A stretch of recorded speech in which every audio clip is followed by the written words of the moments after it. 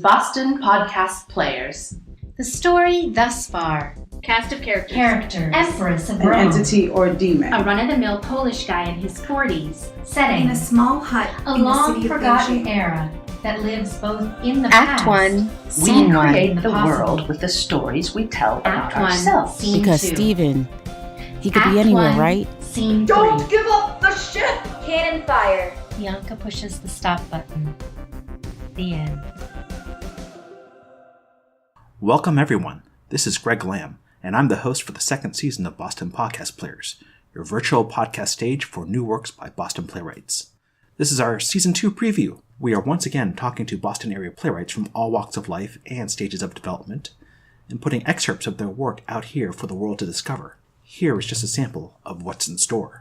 My wife and I both made a decision a long time ago that we would never define ourselves by the things we have. Everything that you're going to hear in the excerpt, they're verbatim words of people we interviewed across the country. We interviewed about 40 people. Something must have changed for you to let something like this happen. No. The second thing is write bigger than you know. That thing about write what you know, to me, it's a little bit of a dangerous idiom. What shall we do, sir? Fire! Fire at Elliot if you have to. We're getting pummeled over here. I cannot fire at Elliot, sir. know that, Saunders. Do I have to do everything myself? Really, a lot of my plays deal with this idea of what if one person creates a story that is best for them, but then how does that match up or not match up with the people around them? And of course, the closest people around you are usually family, right? So in this case, I was also looking at kind of societal expectations for women. Kim, if you take this job, you have to know I'm going to say things that aren't right. I'm going to do that. Increasingly, that's the disease. It seemed more interesting if the disease were going to be progressive rather than static. And if Beverly were aware, the fact that there was a fuse that was burning. Starting on September 5th on the first Wednesday of each month, we will upload an episode where we will hear an excerpt of a full-length play, and then talk to that playwright about their work and career. Also this season, we have invited a bevy of esteemed co-hosts from the Boston theater community to help dig deep into these discussions. Anne Fleming from The Depot.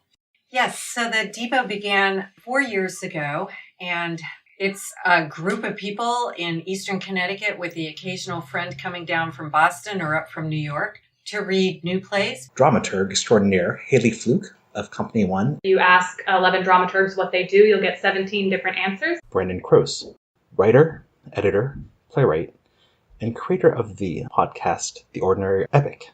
It's the first story of this type that I've seen. It's a full soundscape, original music. And as we go on, we'll hear from actors, directors, playwrights, artistic directors, or people who just love the theater. Because we are going to be podcasting on an ongoing basis, I'm looking for more co-hosts from the Boston theater community to come to me to say that I want to co-host because you need to feature this talented playwright I know that deserves to be on this podcast. If you know of someone out there that you think needs more attention, that's the email I want to get. Stay tuned. The best of Boston's new play scene is about to come. Boston Podcast Players Season 2. Help spread the word. Go tell your friends and support new plays today. Boston Podcast Players.